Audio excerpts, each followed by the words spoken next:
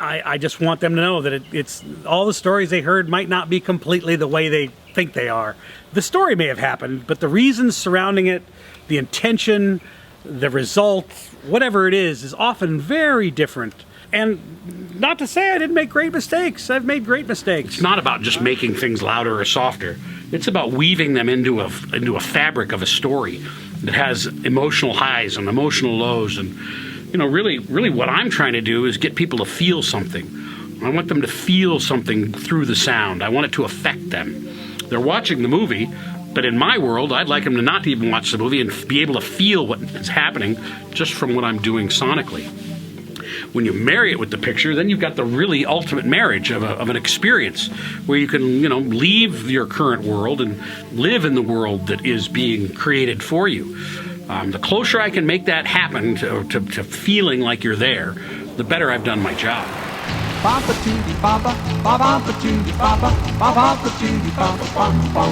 So long to you. I hope I don't make you blue, but I think I'm gonna kill myself. I think I'm gonna kill myself. Apart, we've grown, and I can't go on alone. So I think I'm gonna kill myself. I think I'm gonna kill myself. Now dig my grave with a silver spade, golden chain led me down to town. Send my remains to my best friend, yeah, the rest to my hole in the ground. The rest to my hole in the ground.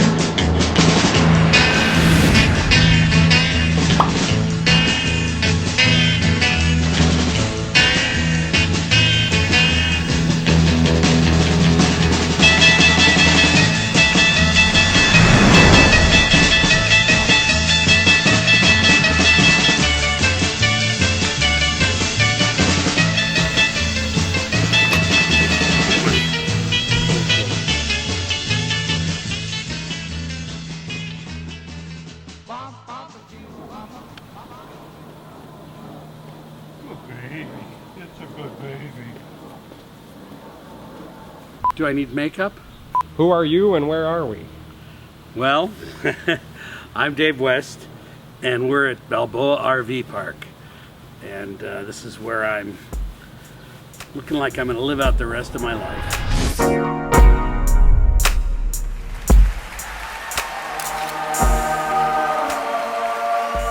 We've been here almost 4 years now. We moved over here thinking I had a show in Vegas. We were going to be here a couple of weeks, maybe a couple of months. The show in Vegas has never quite gotten off the ground, and so it's been 4 years now. So I'll give you some backstory. I was born in Sherman Oaks on Long Ridge. Ray West and my mom, Ella Jean, and Greg was my brother. Greg was born with a mental disability. He didn't have any oxygen as a child at birth. My mom was Rh negative blood and she was given positive blood, so Greg suffocated and has not been able to really speak or function much his whole life. He's 8 years older than I am. I was born with a lymphangioma of my mesentery, and I saw doctors all the time as a kid and never really understood why, but I saw them all the time and they were always poking at me. And at 5 they decided to circumcise me because I was still alive. They had opted not to circumcise me at birth, thinking I wouldn't live that long. So I remember that very well. So my birth trauma, you know, had me kind of scared, and growing up I'd always promised Greg that I'd do one thing for me and then I'd do the same thing over again for him. I tried to do everything twice, once for me and once for him, and that was kind of a bad idea. And growing up with the idea that I wasn't going to live long kind of made me risky, and they told my parents I would never graduate high school. I was probably 8 or 10 before I started figuring out that something was dramatically wrong. You know, grew up pretty much spoiled rotten. My dad was doing okay in the movie business, and we had a happy family, and my parents were doing the best to make a great life for Greg and I. There were many, many happy moments. I was the last remaining West male and felt very much like I needed to have a male child to carry on our name. So at 16, I was ready to get married, and I asked Juliet Preble, my grandmother's neighbor, to marry me. In 1977, I was 17 now, and my dad had been working on this strange movie at night. It was all hush-hush, and it turned out it was Star Wars, and as it turned out, he won the Oscar. It was quite an exciting time. I'd had a huge party at the house, unauthorized party at the house, and we didn't really expect Dad to win, but when he won, it kind of was all crazy, and my parents were on their way home, and we were trying to get people out of the house, and it was one of those crazy teen house destruction nightmares. My dad got home late, and he brought in the Oscar and hammered it on the countertop, and the countertop immediately broke. He's like, "I won!" And so from there on out, I became a sound man. I went to work with my dad the next day. I decided that that was my new career. This was my big opportunity to get in the business, and I just left high school and went to Producers Sound with my dad. So one of the guys that had been working at Producers decided to commit suicide while he was working. So he parked his car in front of his room and took a hose pipe from his car into the room and let his car run and died in the room. Nobody wanted to work in there because it was bad juju. And I was like, I'm happy to do it. It meant a raise to Y9, and shooting opticals were an important job at the time. So I started shooting opticals really early on, and that actually got me a job at Goldwyn, away from my dad, which I wasn't really very happy about, but I enjoyed going to a bigger studio and being part of that life. And I spent about a year at Goldwyn, and there were some great mixers there. There were some great experiences I had there, meeting guys in the business, and really kind of formulated that this was the place for me to be. From there, I was able to move back to working with my dad at Glen Sound. He'd moved over there, and I was his stage recordist for many, many years. We did a number of movies. I had just come on after he had done Smokey and the Bandit. Holy shit! So one of the first pictures I worked on with them was called The Fog. It was a horror film. Ahoy, mateys. This is Stevie Wayne, your nightlight. And KB, Antonio Bay, California, is on the air. We did a number of films together, and we eventually moved out to CBS Radford on Stage S. And he was doing much bigger projects at this time. We were doing Caddyshack.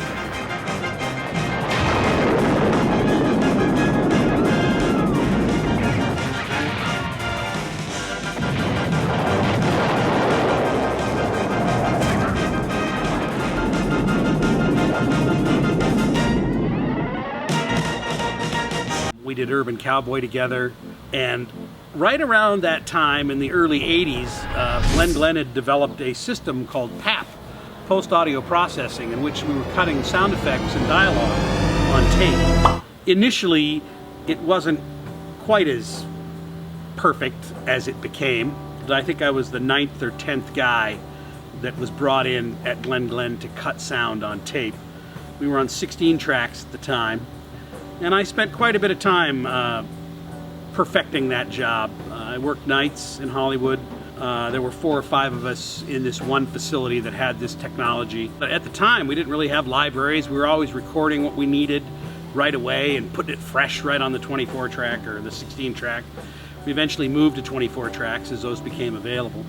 When you're mixing a soundtrack, you can only mix the elements you've been given. And oftentimes the elements were inadequate, or you needed something else, and it was a great opportunity to be part of the element creation. My dad would wait for stuff to come and then he'd blend it. I was now part of the people that were making the stuff to go to the stage. So I started getting a number of jobs from people that were like, you know, hey, could you do this for me? I'll pay you, you know, a couple $100 to do this. And I thought, well, this could be a business. So I sat down with my parents. I was married at the time, and we had a small house in Arleta, and I bought my very first 24 track and a Q-Lock and a 1/4-inch machine to create sound effects at my house.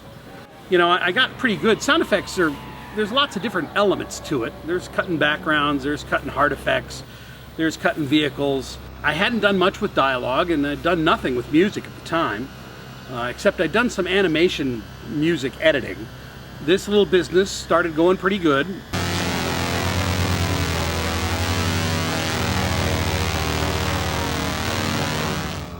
Cutting vehicles and moving elements was always a little bit more difficult, and I became pretty good at that and really enjoyed it. And I had gotten a deal with Roger Corman to do 25 pictures. And I was going to do all the work, I was going to mix it, I was going to do everything at my house in Arleta. My room was teeny tiny in the garage. So this was the driveway, right into the garage.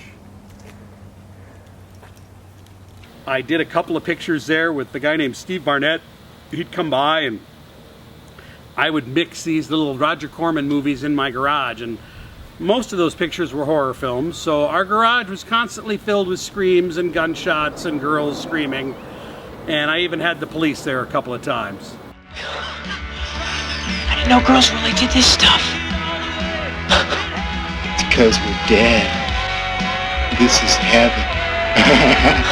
Like I say, I'd been doing a show and there was a girl screaming and I had it loud, and the police were called and they came wanting to see what I was doing in my garage. Unfortunately, I was wearing shorts and no shirt, and when I came out of the garage, they were ready to shoot me because I'd put deadbolts on the room and I'd locked the deadbolts, and they decided that was the sound of a shotgun being cocked. So I had to let them in and show them what I'd done, and of course everybody laughed and we went away. But it became pretty obvious that the house wasn't going to be the end-all to what I needed. All of a sudden, we had people at our little house in Arleta coming and going, and we had new babies, and my wife was like, this is craziness. So we went out and found space, and West Productions, as it was, to be, really became formed at the Mersola Window and Sash Door Company up on Scott Road in Burbank. We shared space with this window and door company and a kid named John Debney. He's a composer and was married to somebody in the family, and he was doing music on one side of the building and we were doing these Roger Corman pictures on the other side of the building. I had about 6 guys. We'd gone and gotten a loan from Western Security Bank for maybe $150,000, $180,000, which got us a few machines and an old console. My dad would come by after working at Ryder Sound and help me mix, the different shows we got. And we got Evil Dead 2.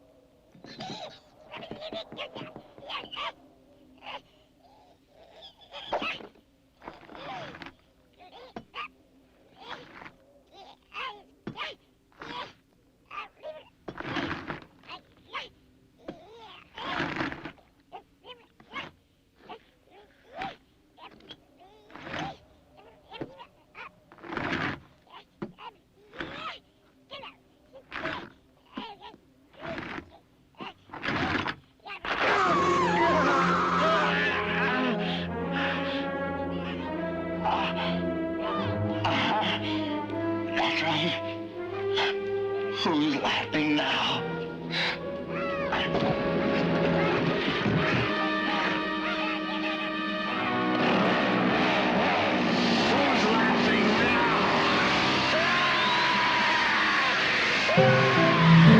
And that just changed pretty much everything. We were doing little shows, the Roger Corman shows, and Evil Dead 2 came in, and Sam Raimi was clearly a genius. Rob Tappert was an excellent exec, and Bruce Campbell is one of the most talented guys I've ever worked with. He came in and did all his own Foley, all his own ADR, was very involved in every aspect of the job. And between my dad and myself and a couple other guys, we got the job done. And it was really a big achievement for us. And it took us into a different place as far as credibility was concerned. We put a lot of time into it, but we had an acceptable product for a reasonable price, and we were on the map. I had really leveraged a lot of the friendships that I'd made in the business and found friends of theirs or relatives of theirs, and we brought in this group and made a pretty solid company. We were doing Sledgehammer for New World.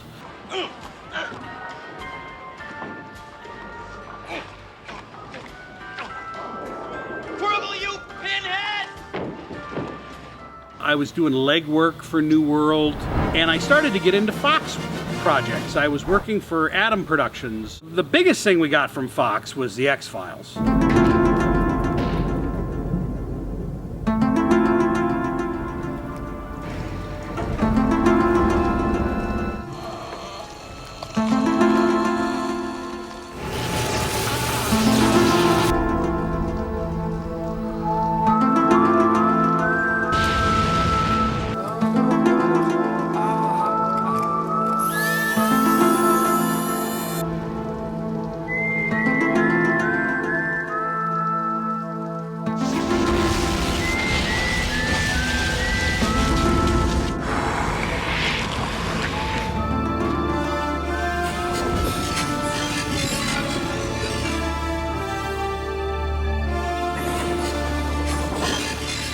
But we had proven ourselves. We got picket fences out of that deal from Adam Productions, and we had Hooperman, but Hooperman didn't last all that long, and neither did picket fences.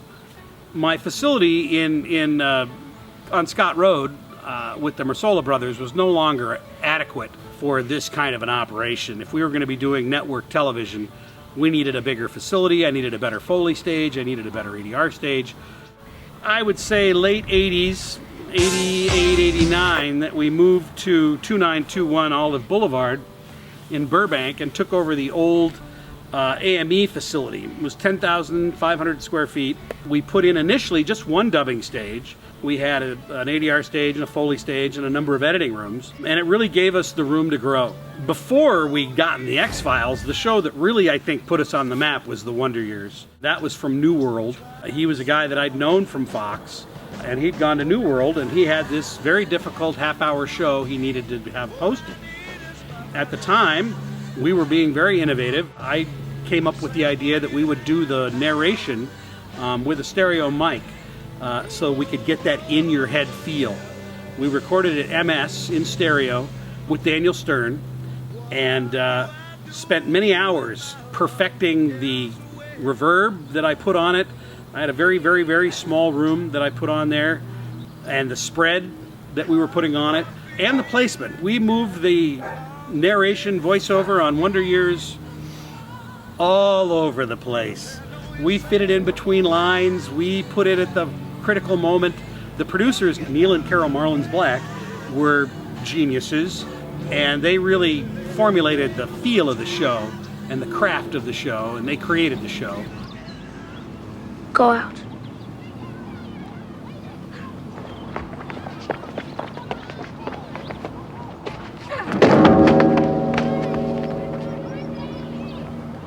Sorry.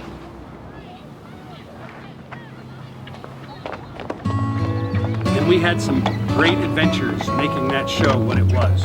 From that, everybody kind of recognized that we were doing different work. The stereo dialogue, the practical locations.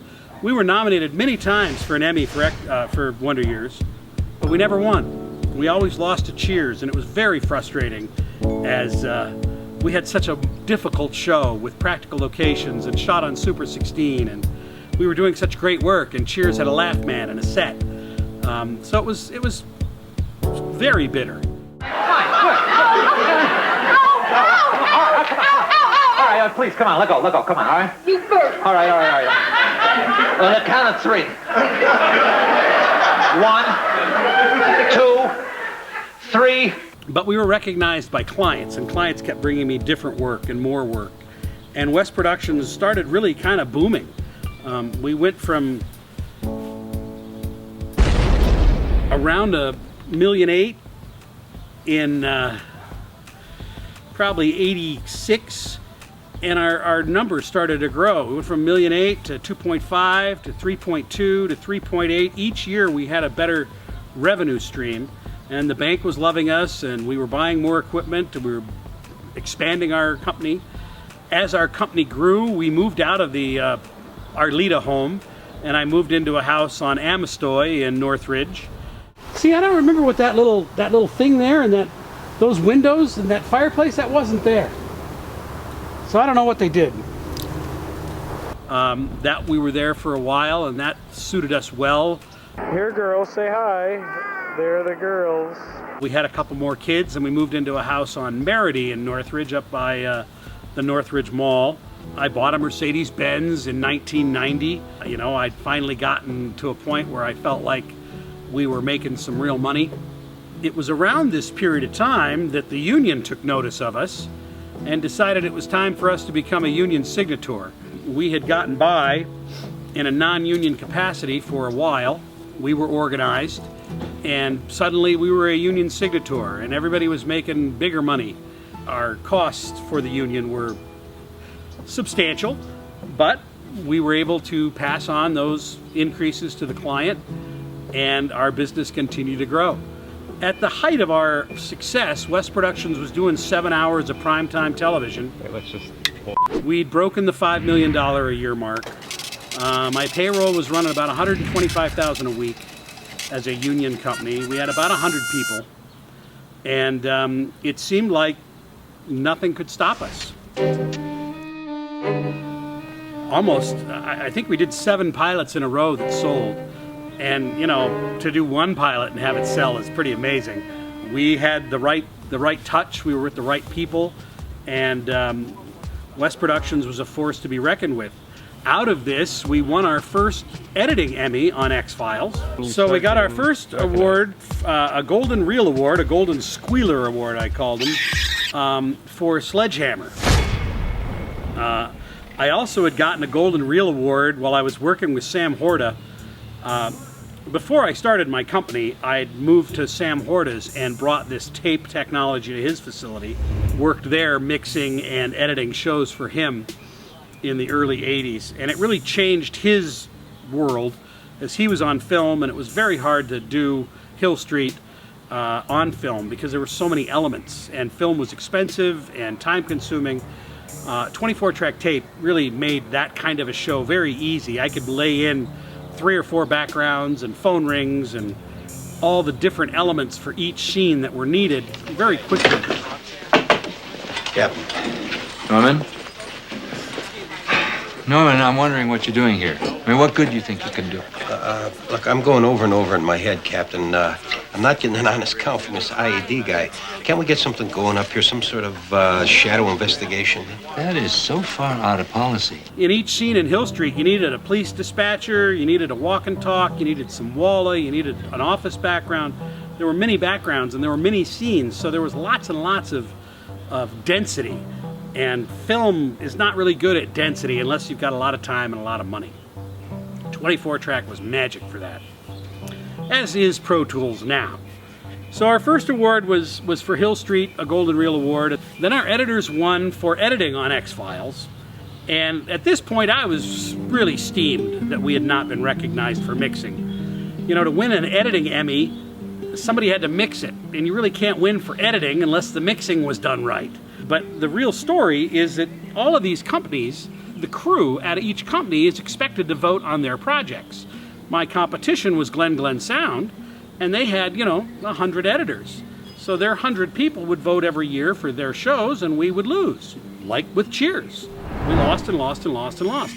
Finally, I think people couldn't do it anymore, and we finally won an Emmy for X-Files. I believe it was 1990 or 1992. We won another one not very long after that, and I was very, very happy. Now, live, local, late breaking. This is kcal 9 News Weekend. For coverage of the West Hollywood party at Mortons, we go now to Nikki Mohan. Nikki? Thank you, Carrie. And I'm standing by with a person who really has a reason to celebrate, David West, for sound on the X-Files. How do you feel? Good, good, good. Chris Carter's done it again. He wrote it, he directed it, and we won it. Let's take a good look at that. Hold that up for us to see. Attitude to a collection first one? This is bookends for me. We won in 1995, and we've won yet again this year, so it's been great. And both the shows were from Chris, and we've had a great time doing them. Congratulations, and thank you for stopping by with us. What a night. I had now a couple of real crews. We brought in a couple of guys who were industry vets now that we were a union signator. So we were doing Mad About You on stage one. One of our other very important clients was David Kelly. David E. Kelly is probably the smartest man I've ever met or worked for. His concepts were great. His company was great. I loved working for David Kelly. I think he loved working with us. We were doing the practice, and Ally McBeal came along.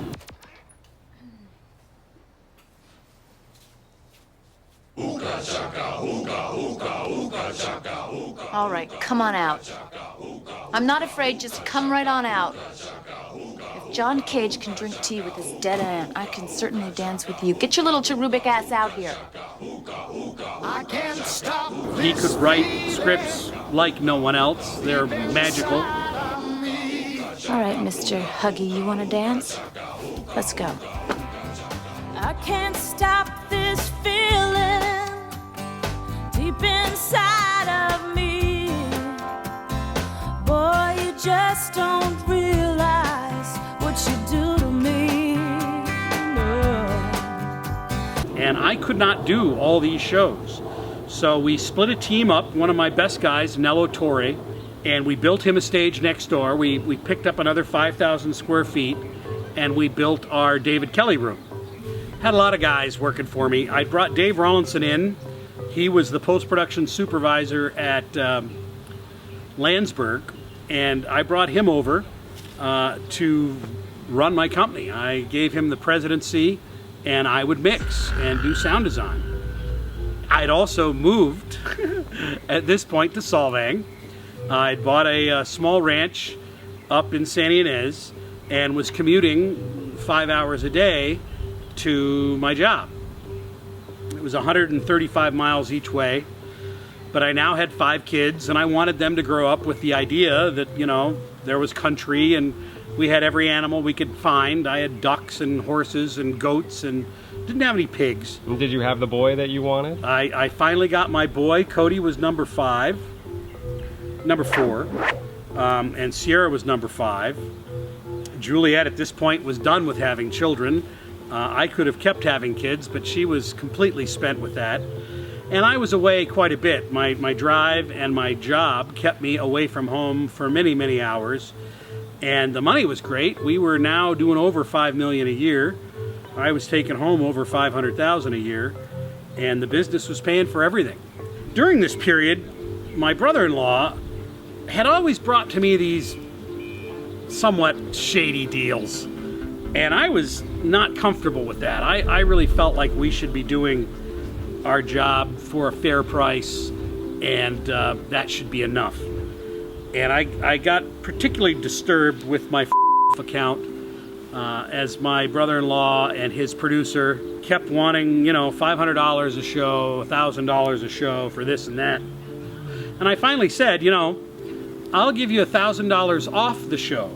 You can go back to and tell him that you've saved him $1,000 a show, and your dad will give you a raise, and I won't have to give you this dirty money anymore. And that was not to be done. They were very upset that I was making this play and talking about telling, so Matt left and took about $1.8 million of business with him. So that was the first breakdown that we had and really cost our company some money. But I was sure that we would overcome this problem and that we would get different or new business. Everybody was making some real money. Some of my original people had left. Chris and Cindy Rabideau had left and gone to Todd's. They were unhappy that I'd chosen Dave Rawlinson to be the president.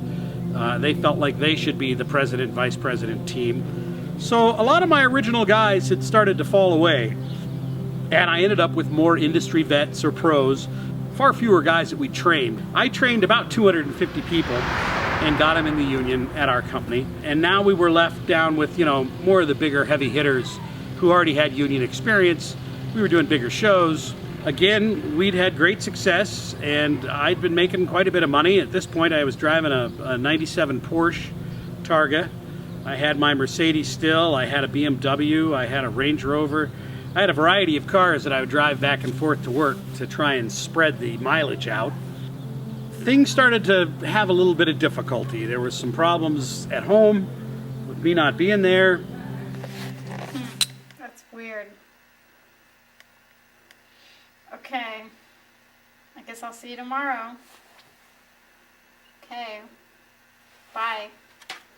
There was some money that didn't seem to be right. We were making a lot of money, but we were seeming never had any money. My David Kelly account had been kind of broken off from my company. David Rawlinson was running the supervision of my David Kelly shows. Basically, Ally McBeal. I was still doing the practice.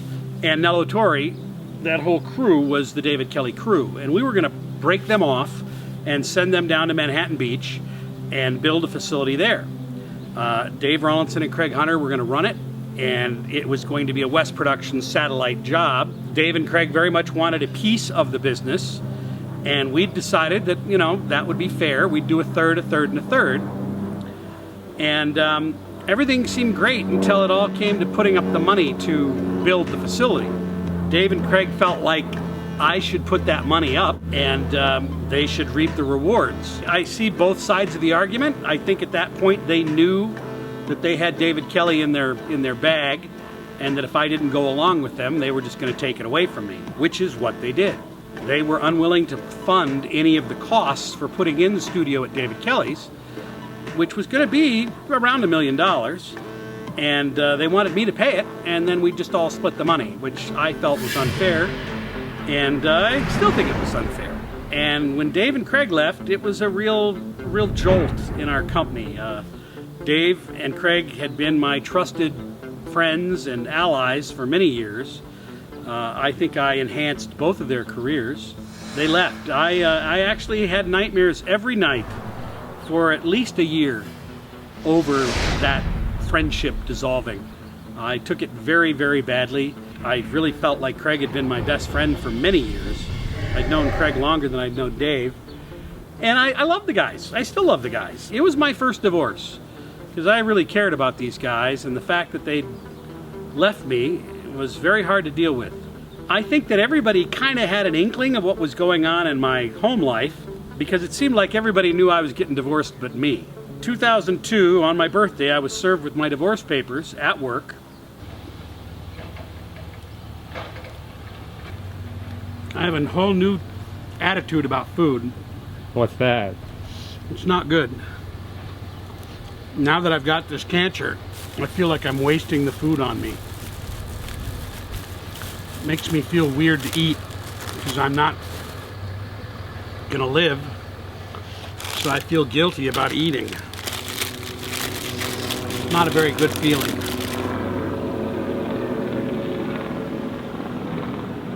As soon as I found out I had cancer, we went out and drank too much and ate too much and did everything. Now I'm trying to eat no red meat, macrobiotic kind of diet. I'm not sure. I think we need divine intervention on this one. My tumor is so big that, you know, even the Olive people, they don't know what to do with it. They've never seen anything like it. And they basically said, there's nothing we can do. So you haven't seen it? No. Truly amazing tree.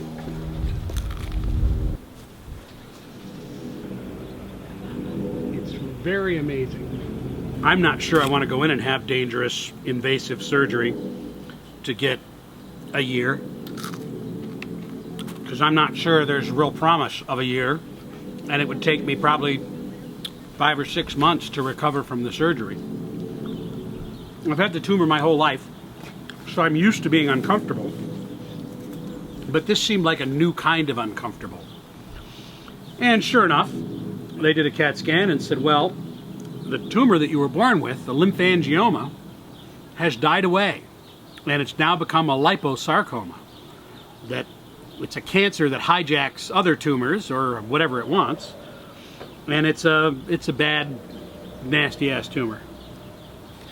So everything started getting shitty. Life had got a little more complicated. I had found out my wife was seeing one of my kids' tennis coaches, and we'd gotten to this point where we were talking about, you know, going through therapy and counseling, and my wife had gotten to the point where she wanted to give us both 6 months to see who she would like. And we'd been married 26 years and 5 kids, and I was not really down with that. The guy was 27 and, you know, my children's tennis teacher. So I went to see him one day, loaded to the gills with weapons, and talked to him about maybe dating my kids instead of my wife. He didn't seem interested in that. Thankfully, I walked away, but I knew that that was the end of my marriage. I'd lost a bunch of work at West. I'd lost my 2 best friends. A number of my employees that I'd been close to had...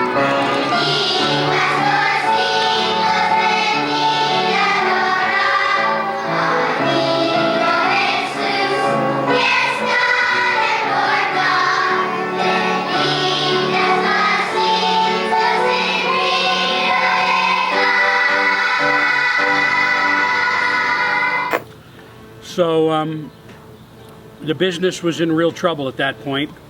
We were down to just under $2 million a year in sales.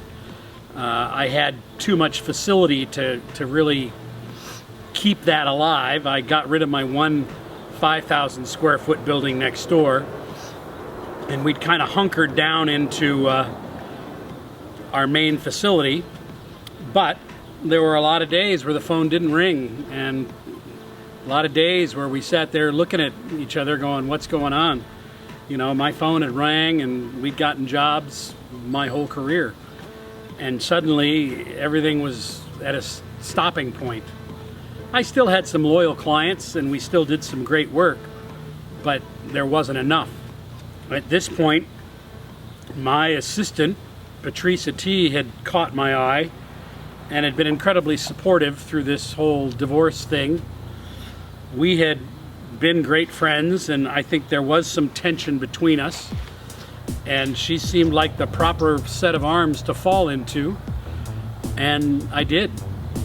I'd gotten the idea that I could move to Texas with Patrice and teach at one of the local colleges there and let my business kind of go on with the few people I had left and the business that I had left, and see if it would, you know, find a way to recover. I was kind of, you know, stunned from my divorce and all the things that had happened, and I wasn't thinking all that clearly, I guess.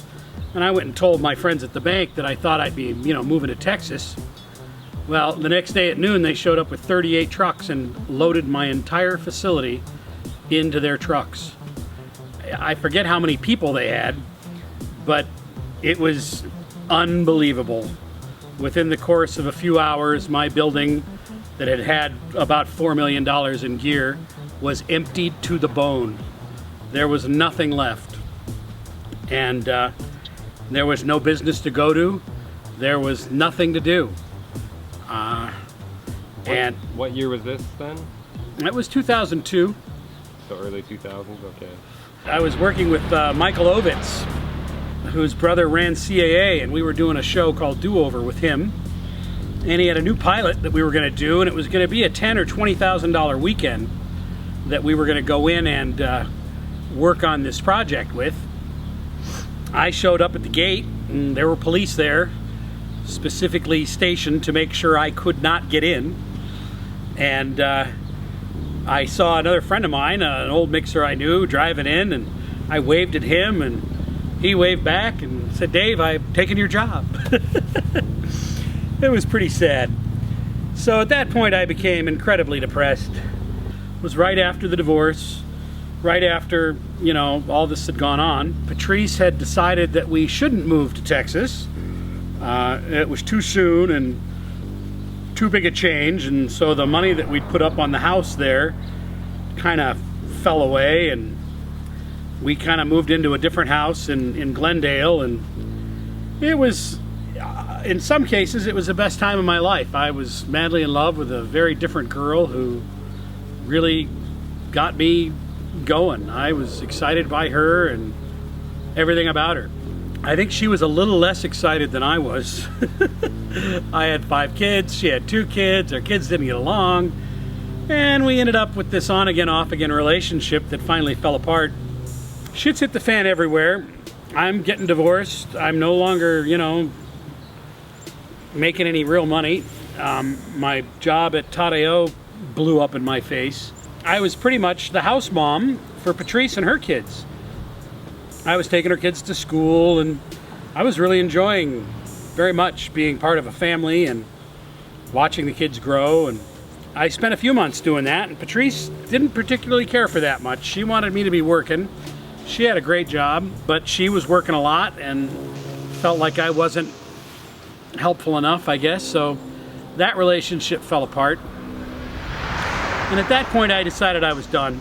I felt like I'd struggled quite a bit and I couldn't find a way to succeed again, couldn't find my mojo back, and decided that it was time to end my life. I convinced my 5 kids and my parents to take a 6-week vacation with me up to all the old places we'd been as kids, Crater Lake, up to Banff, Canada, all around in Wyoming. We did, you know, all the old national park hotels. We took the motorhome that my mom and dad had bought for too much money on its maiden voyage. And we had a great time. The problem was I had planned on killing myself as soon as we got back. And so the closer we got to getting home, the more I tried to delay and stay one more day, let's stay one more night here. And finally it got to the point where, you know, no, it's time to go home. And I kind of spilled the beans to my kids and my mom and dad that my plan was to kill myself when we got home. That I think was a big mistake.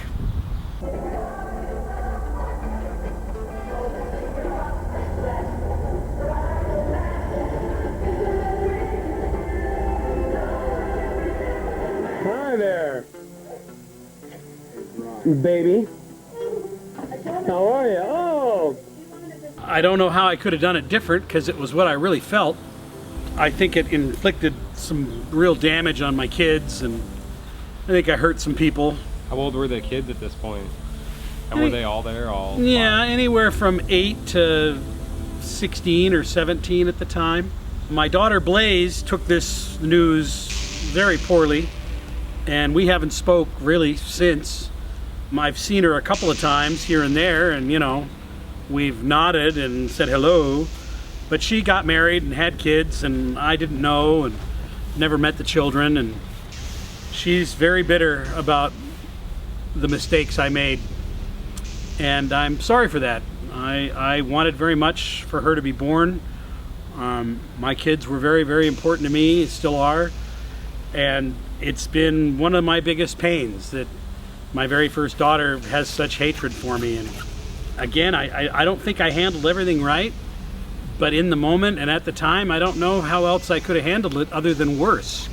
You know, I didn't hurt the guy, I didn't hurt myself. You know, it was what it is. It is what it is. I made mistakes, I've paid for them dearly, and I've lost a relationship with a very close member of my family. How's your current relationships with the rest of your kids? Well, that's difficult at this point. Now that I've been told I'm dying, I went up a week ago and met with 2 of my kids and told them that I had this terminal cancer and that I was sorry for whatever I'd done wrong. I'd say the biggest surprise of all was Shane asking me for forgiveness. She said that she had waited so many years to hear me say that she was forgiven. And I'm clueless because she didn't do anything wrong. She didn't need to be forgiven for anything. I guess in her mind she did, but I never felt any ill will whatsoever against her, and I've just been sad about the whole thing. I'm still sad about it, and I'm even sadder now because I've been trying to get a hold of 2 other kids that, you know, I want to talk to, and they haven't been able to find time to see me. Do you regret working too much? Oh, I guess I probably did work too much. I guess I've got regrets about how I spent my money and you know, where it landed me, because at one point, you know, we were making so much money, it seemed like there would be no end to it. And since 2002, I've been pretty flat broke. We've been on food stamps, we've been hungry, we're broke. You know, I got a little job and was riding the bus for the first time in my life at 55 years old. I had no idea what it was even like to get on a bus or ride a bus. And it actually worked out pretty well, but I have lived a huge life of great excess and great poverty. And the poverty's been the hardest for most people to deal with. I think my kids, and I know my ex-wife, don't have a lot of respect for anybody that doesn't have any money. And I've been very fortunate that my current wife, Victoria, has loved me in spite of money. She's loved me in the good times and the bad times. And sadly, Victoria and I haven't had a whole lot of good times. We've had a few nice experiences, but the majority of our marriage has been spent. Because my camera died, Dave and I made plans to get the rest of his story. In the meantime, Dave had an idea to go to Santa Barbara and interview his dad the same way we were interviewing him. And that's what we did.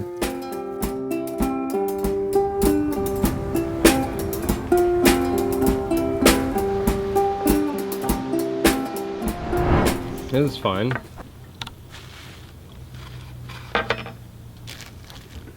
Sorry, go on. There's no sticks. Honey, we've been through those. See, this one here goes with that other one. I brought one up of that already done. But it's already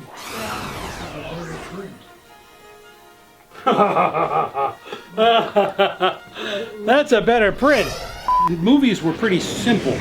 You had a few tracks of dialogue and a few tracks of sound effects and a few tracks of music. And George came in with Star Wars, and there were hundreds of tracks. And that had pretty much been unheard of, or it was, you know, far above and beyond the norm. At that time, the sound mixer was pretty powerful, and, you know, doing the job was difficult.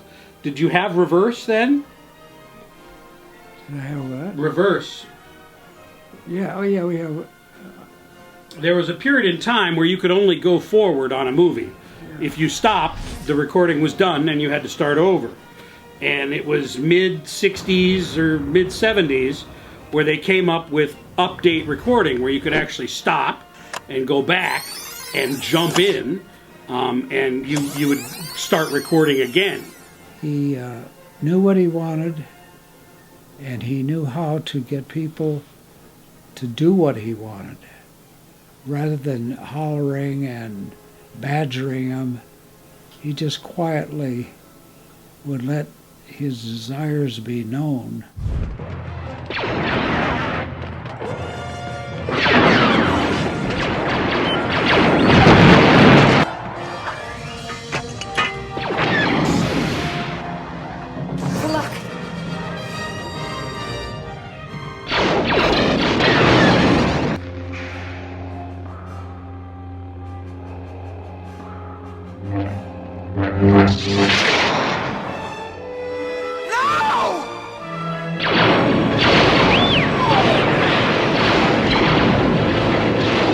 But as it was, it turned out to be a pretty good gig for you, didn't it?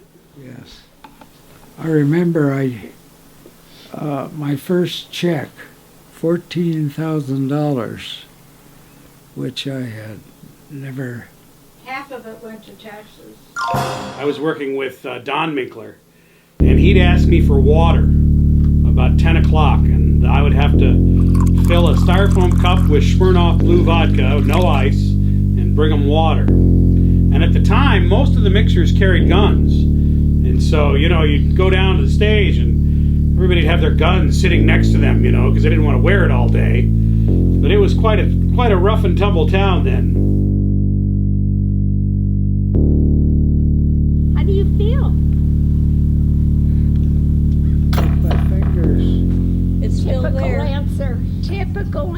smart Alex, you know. Yeah. Well, and that I bought my clothes. Ah. And you've got something on your lip, Pop. Huh? Wipe off your lip. There you go. Good. You're good. That's good. After a couple hours of visiting, Ray was pretty tired. Don't equal harmony, jealousy and stupidity don't equal harmony.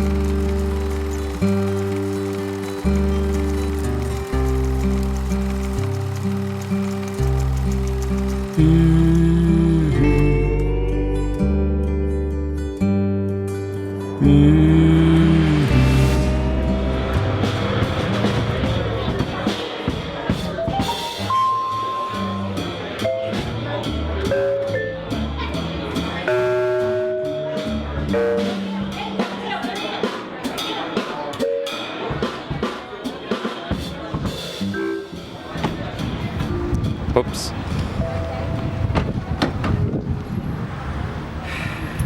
Oh boy, are we doing that? Lulu's for Easter.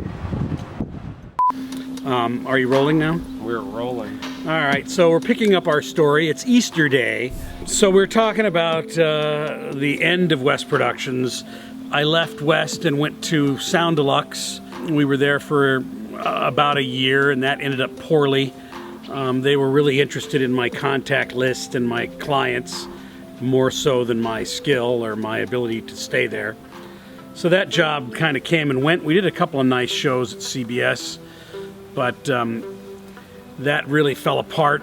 I ended up out of work for too long, 9 months or so. I took a job at a place called City Magnetics on Ventura Boulevard that was doing second language Spanish versioning.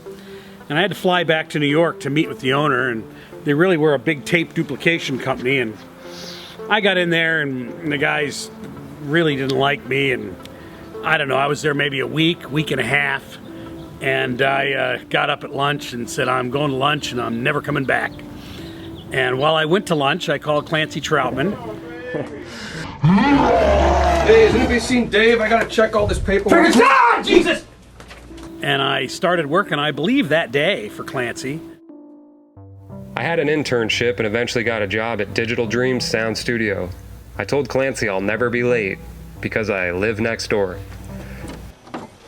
It's time for a little music. During this time period, I met Dave, and we became friends.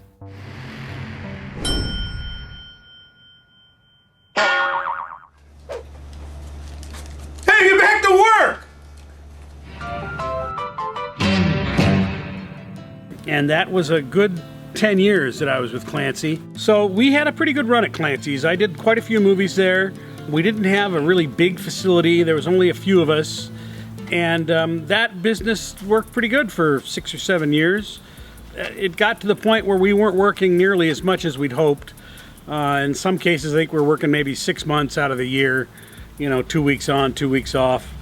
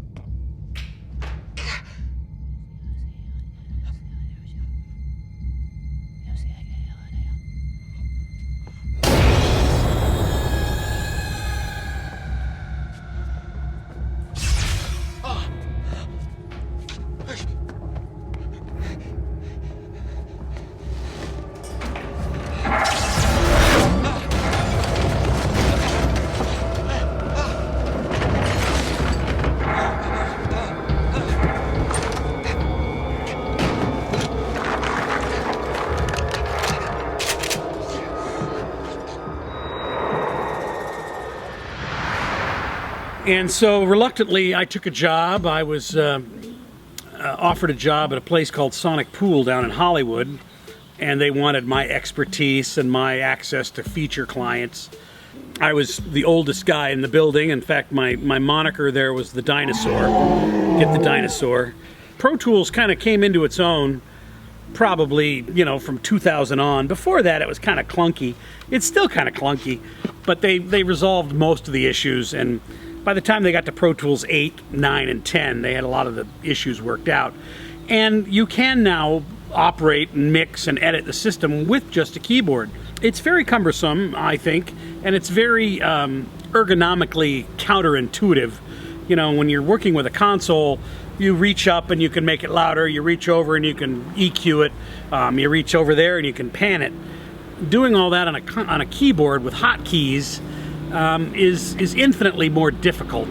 I do admit that it works, but I also feel like it's trying to play drums with a keyboard. There's no feeling, there's no flow, there's no creative mistakes either. Oftentimes, mixing a show, you're trying things. In fact, almost in every way, to make something sound better, you have to make it sound worse. You try and twist it around and see, well, what'll that do? What'll that do? And a lot of times you've come across what I call a creative mistake. It suddenly is, oh, wow, that's pretty good. Oh, I made a mistake, but oh, it's better. The more latitude you allow yourself creatively to explore what you're going to try and accomplish, the more often you get to a point you didn't expect and you can make a difference.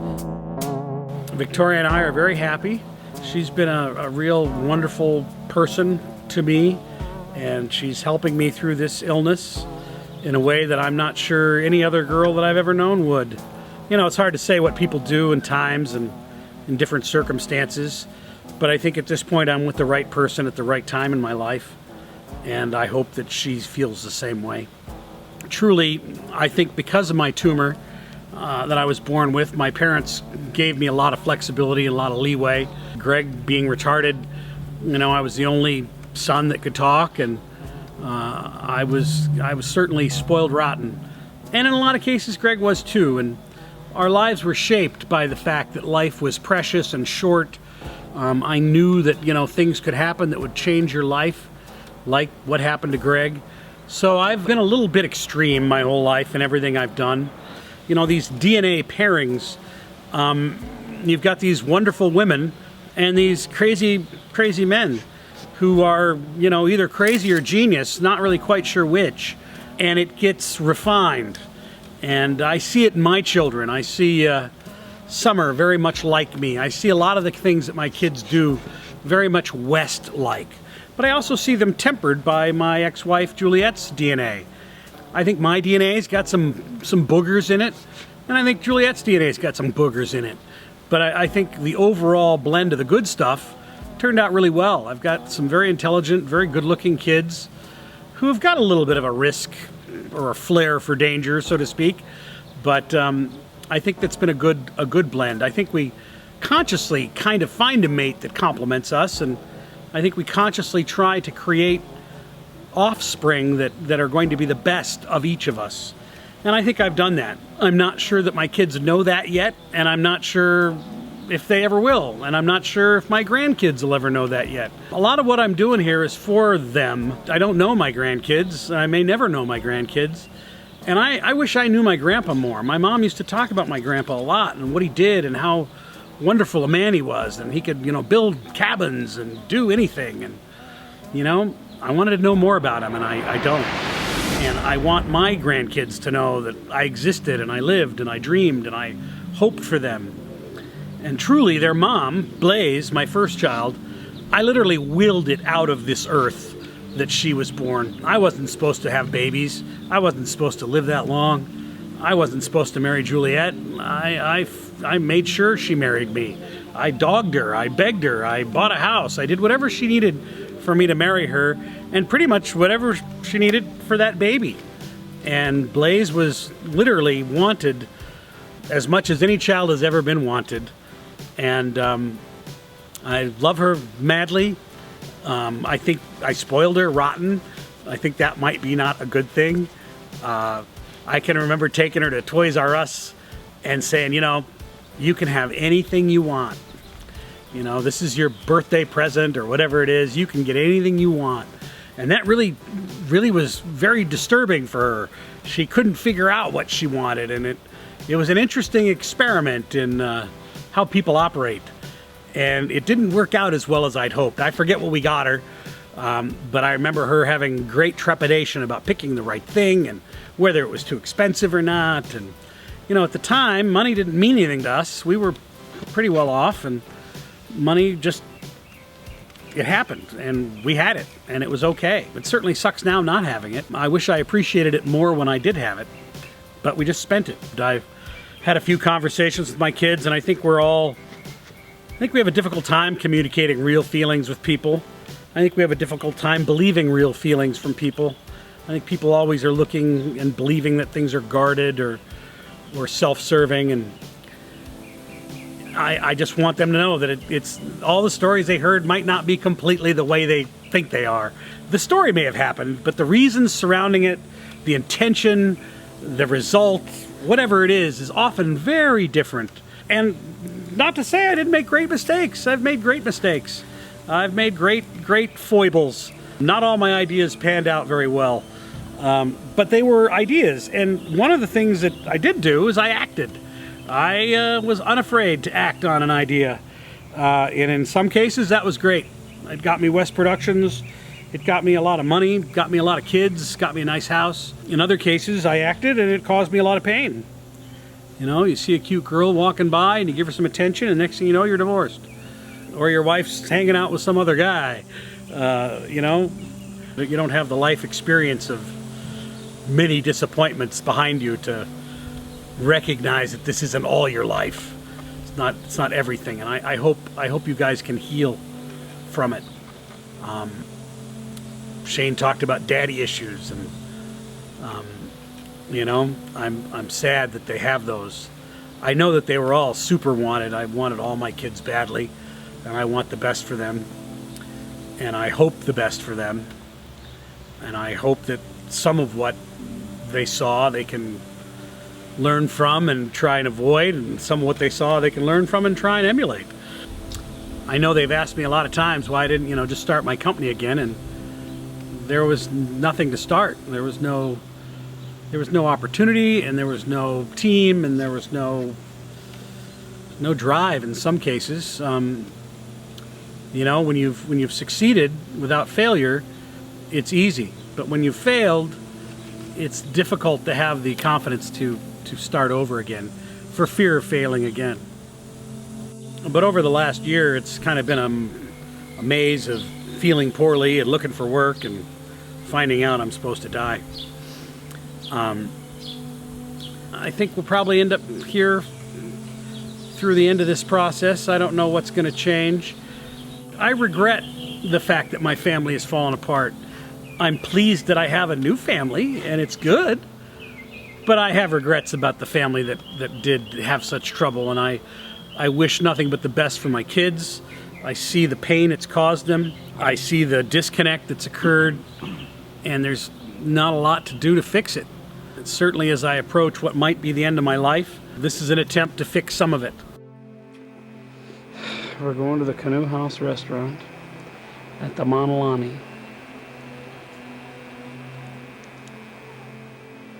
And we're depressed.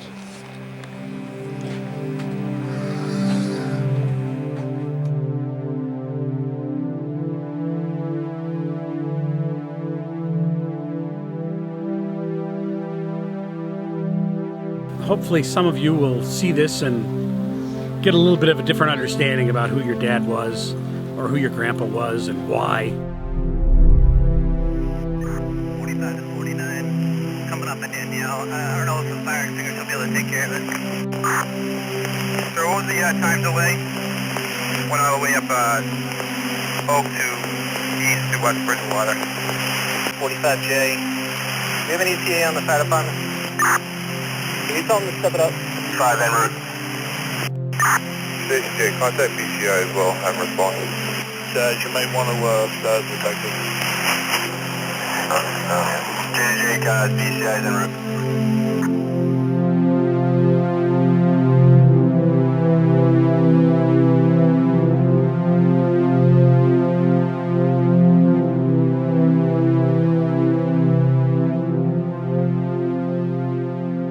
Well, today's my first day on Waffle Street. I got a call 2 weeks ago from Utah. A guy was mixing this picture and needed some help. We made a little deal. So I'm going through what was their original OMF, and we did some editing, and we did some dialogue work and some effects work. And now I'm spreading it out into 5.1, and I've got 4 days to get through this project. I always go through and do the dialogue and the music first, and then I'll go back and work on effect and foley, and then we'll play it back and do some tweaks. The day I got the call that Cody was missing, I was spotting this picture, and we came in here and spot, and the whole time I was wondering where Cody was. So I left the next morning to go find Cody. I spent 5 days searching for him, and then the 6th day a passerby found him, and I fully expect this to be the last movie I ever work on in this capacity. My cancer has been giving me more trouble. The death of my child is giving me trouble, and you know, a little bit of me is gone. That part of me that was so excited about doing new things currently is a little dead with the death of my son. So I'm just working on dialogue and music currently. The dialogue is the spine and the music is the soul of a picture. Fill out an application online. I still have to try to do my best. And I still kind of enjoy the challenge of getting it right, but it all is a little less exciting.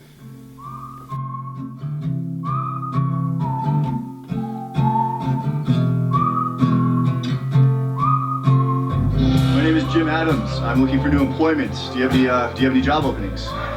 Sí, trabajamos aquí en carros, en Volkswagen, Jaguar, Audi.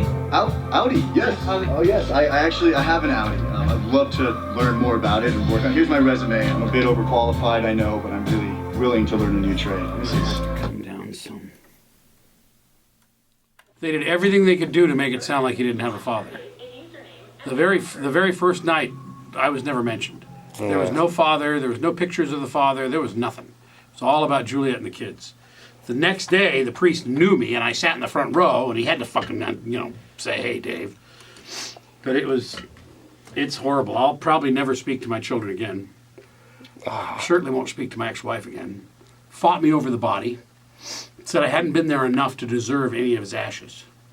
I'm like, well, it's the law. I get half. You know? So I ended up with 25%, which is more than enough, but it was just... She's like, well, I want all of him in one place. I'm like, well, it ain't gonna happen. It ain't gonna happen. It's awful, yeah. It's been the worst thing that's ever happened to me. And I don't know that I'll ever get over it. So, that's my spiel. Hey, just have a seat. She'll be right with you. You were right, man. That has definitely got something. It's called groove.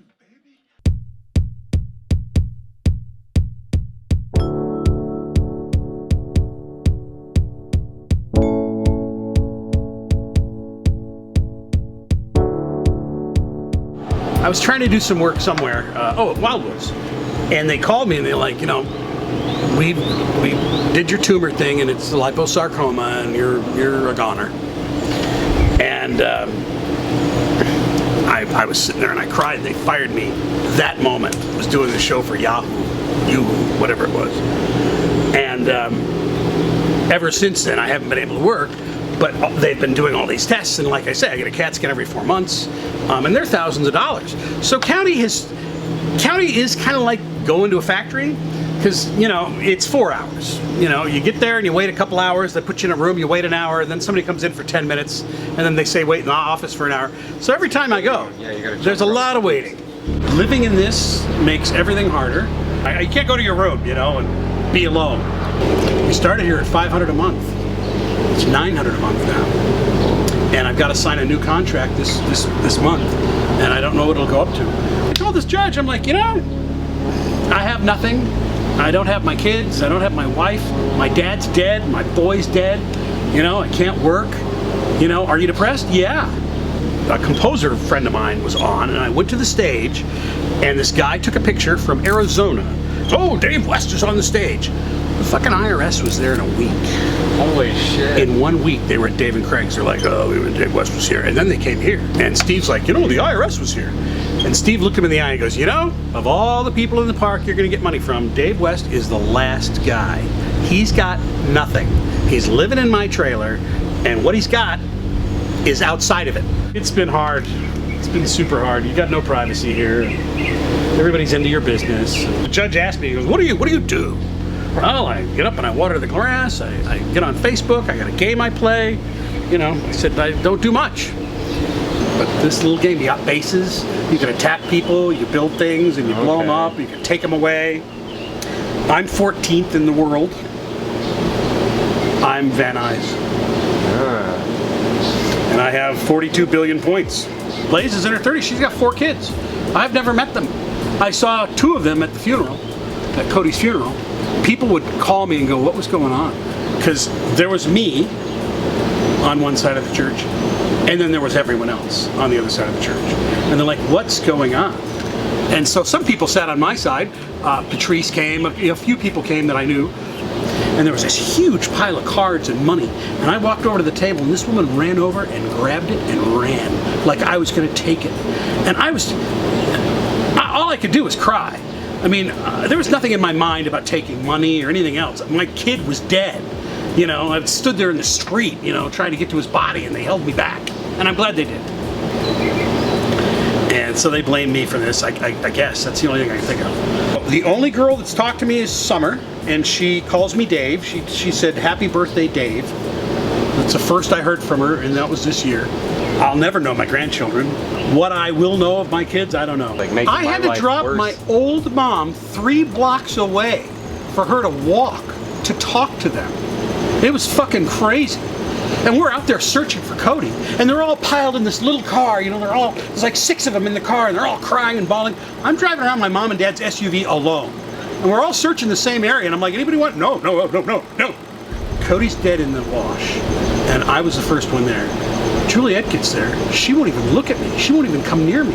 I'm like, that's our son, dead, and you can't look me in the eye, we can't cry together, we can't hug, we can't do anything. Her mom came over and hugged me. I mean, you're standing there, all you're doing is crying. You know, you're just sitting there crying, and you're at this low, horrible place, and they still hate you? It's like, what the fuck? You know, I really should have done something. I wish I would have hit her once, or done something. No. I don't think so. Why did you get my mom? Because she belted me. That's not nice. I know it's not nice. She hit me. And you hit her. Yeah.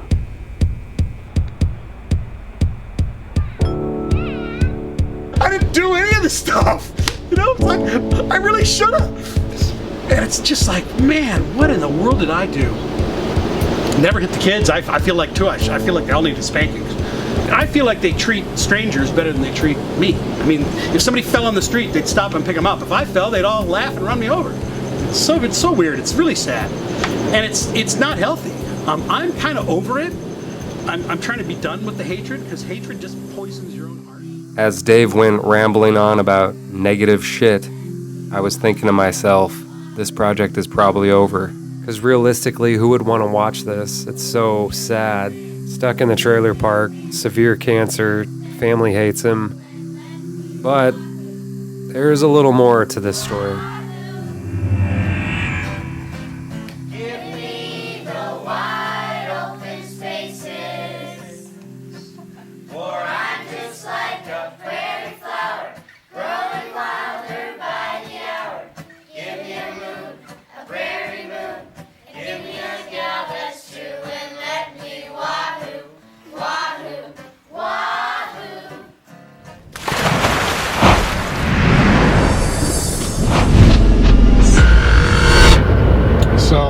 My kids aren't here, or they're not talking to me. Victoria's kids treat me like I'm their dad. We're gonna move to Klamath Falls, Oregon. It's where Jason and Crystal live. Jason is Victoria's son. These kids that they got 4 kids, they call me Grandpa. You know, And they're young. One kid's 2, one kid's 4, one girl's 11, and one girl's 14. So we can move up there and actually be of use and have people that love us. It's Oregon. It's right by Crater Lake. It's by Mount Shasta. I got a problem leaving Greg here because Greg needs to see me. And my mom's here, and she needs to see me. We need to do something for us. And this is, I think, the right thing for us to do. We're at least going to try it. When is the exit plan? When do you guys plan on moving? Well, I told Victoria that I wanted to go by my birthday in May, and she's like, I cannot wait that long. There's a bunch of stuff that has to happen, though. You know, I have to get the money. I have to wait for the back pay. We have to get Victoria's money. I have to pull my pension. People are going to be coming after it? Oh, everybody's going to be after it. But disability money is different than other money. Apparently the IRS cannot come after disability money. If they can come after it, they don't get 50%. You know, my income they were taking 65% of when I was working. So, you know, that was brutal. But the bottom line is, if I get disability and I get my retirement, I'll be making almost as much money as I made when I worked, if not more. Klamath Falls, we're looking at houses for $50,000. In fact, one we really liked just sold for $44,000. Which is crazy. I mean, you know, it's crazy. $44,000 for a house. The payments are going to be $350 a month. You know, I'm paying $900 now to live in a trailer that has no running water. We would really like running water again. That would be really nice.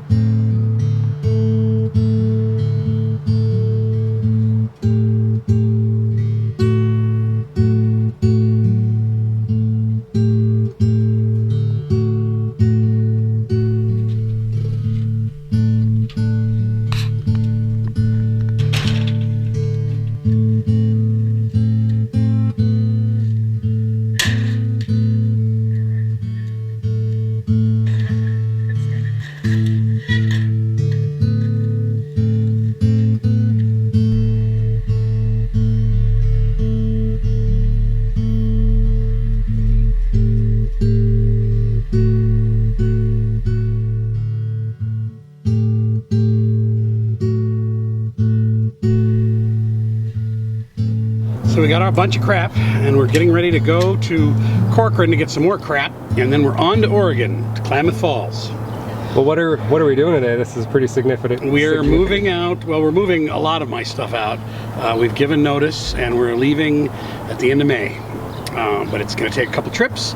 So we got the ovens, we got the big stuff today out of storage, and we're moving that up.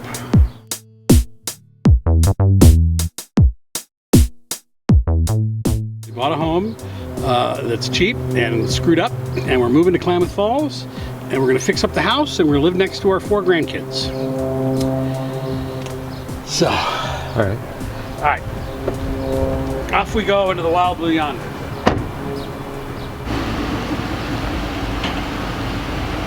Au revoir.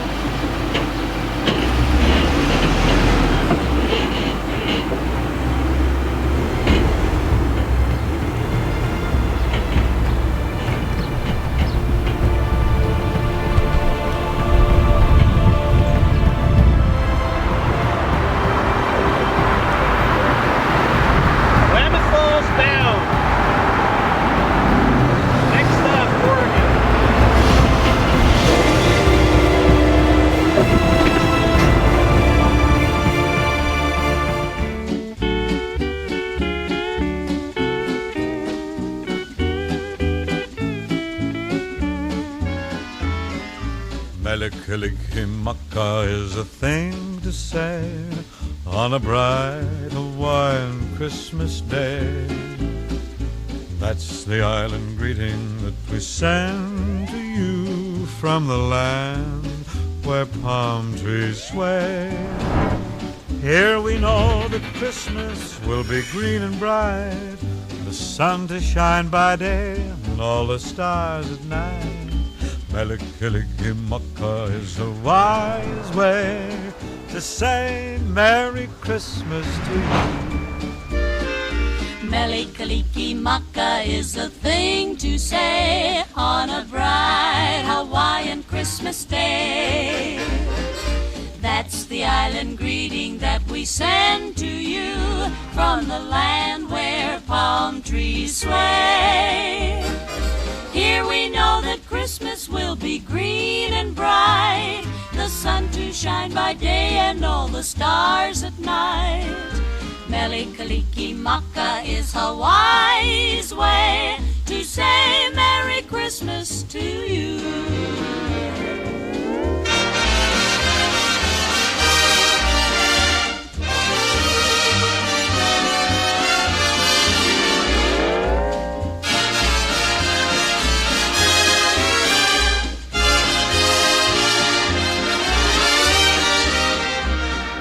Here we know that Christmas will be green and bright, the sun to shine by day and all the stars at night. Melikilikimaka is a wise way to say Merry Christmas to you.